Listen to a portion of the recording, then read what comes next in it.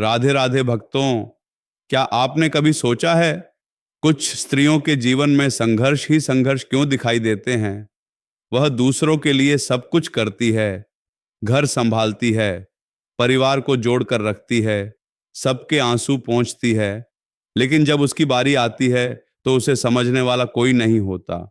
कई बार वह भगवान से पूछती है, हे प्रभु, मैंने किसी का बुरा नहीं किया, फिर मेरे जीवन में इतनी कठिनाइयां क्यों हैं? यदि आपके मन में भी कभी ऐसा प्रश्न आया है, तो आज का यह सत्संग अंत तक अवश्य सुनिए, क्योंकि अनेक संतों और आध्यात्मिक परंपराओं में यह विचार मिलता है कि जब भगवान किसी आत्मा को भीतर से मजबूत बनाना चाहते हैं, तो जीवन उसे कुछ कठिन अनुभवों से गुजारता है।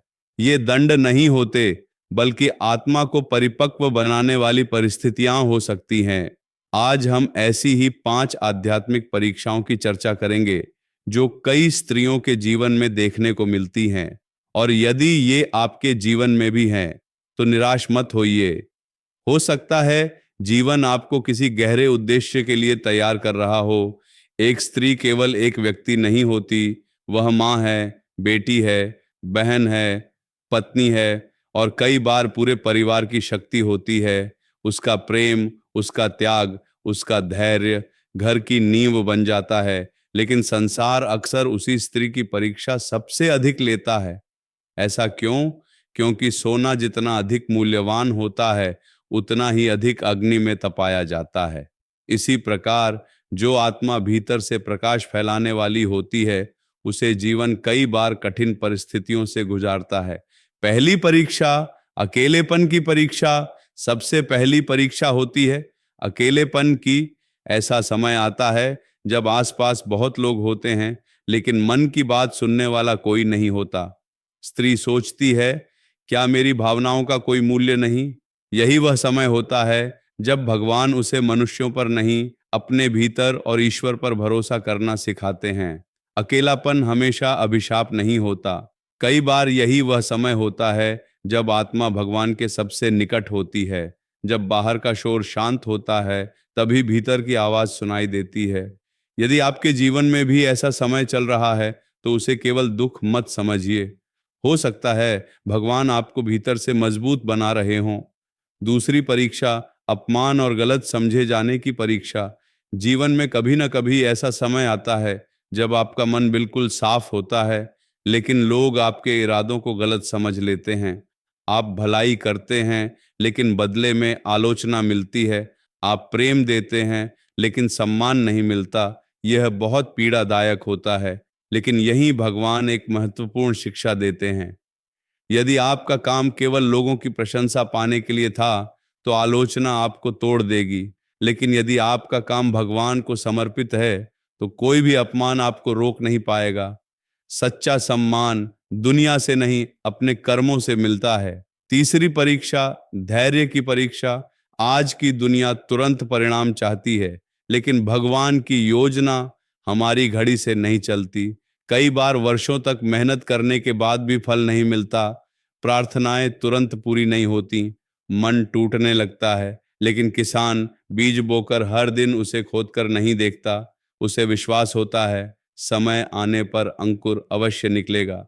इसी प्रकार धैर्य भी भगवान की सबसे बड़ी शिक्षा है। जिस स्त्री ने धैर्य सीख लिया, उसकी आधी समस्याएं वहीं समाप्त हो जाती हैं। चौथी परीक्षा, त्याग की परीक्षा। त्याग सिर्फ धन का नहीं होता। समय का त्याग, आराम का त्याग, अपने अहंकार का त्याग, अपनी इच्छाओं का त्याग। एक माँ को देखिए, वह स्वयं भूखी रह सकती है, लेकिन अपने बच्चों को भूखा नहीं देख सकती। एक पत्नी अपने परिवार के लिए अपनी अनेक इच्छाएं छोड़ देती है, लेकिन भगवान यह भी चाहते हैं कि त्याग के साथ आत्मसम्मान बना रहे। त्याग का अर्थ स्वयं को मिटा देना नहीं है, बल्कि प्रेम पूर्वक अपना कर्तव्य निभाना है और अपने भीतर भगवान के दिए सम्मान को भी सुरक्षित रखना है। पांचवी परीक्षा, विश्वास की परीक्षा। यह सबसे कठिन परीक्षा है। जब हर रास्ता बंद दिखाई देता है, जब कोई समाधान नजर नहीं आता, जब प्रार्थनाओं का उत्तर भी देर से मिलता है, यही मन कहता है शायद भगवान ने मुझे छोड़ दिया।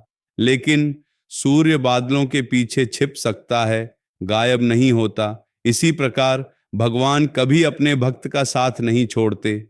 कई बार उत्तर मिलने से पहले विश्वास की परीक्षा होती है। जो इस समय भी विश्वास बनाए रखता है, उसका मन पहले बदलता है, फिर परिस्थितियां भी बदलने लगती हैं। इन परीक्षाओं का उद्देश्य क्या है? भगवान किसी को दुख देने में आनंद नहीं लेते। जीवन की कठिनाइयां हमेशा किसी गलती की सजा भी नहीं होती। कई बार वे हमें और अधिक संवेदनशील और अधिक धैर्यवान और अधिक विनम्र और अधिक मजबूत बनाने का अवसर होती है। जब भीतर परिवर्तन आता है, तभी बाहर का जीवन भी बदलने लगता है। स्त्री की सबसे बड़ी शक्ति उसका सौंदर्य नहीं, उसकी संपत्ति नहीं, उसका पद नहीं, उसका धैर्य, उसकी करुणा, उसकी प्रार्थना और उसका विश्वास है। जब एक स्त्री सच्चे मन से भगवान को याद करती है, तो उसका प्रभाव केवल उसके जीवन पर नहीं, पूरे परिवार पर पड़ता है। उसकी सकारात्मक ऊर्जा घर का वातावरण बदल सकती है। क्या करें जब जीवन कठिन लगे? ऐसे समय में 5 बातें याद रखें। प्रतिदिन कुछ समय भगवान का स्मरण करें। किसी के लिए मन में द्वेष न रखें। अपने कर्म ईमानदारी से करते रहें। स्वयं का सम्मान करना कभी न छोड़े। विश्वास रखें कि हर कठिन समय स्थायी नहीं होता। जय श्री राधे कृष्ण, राधे राधे।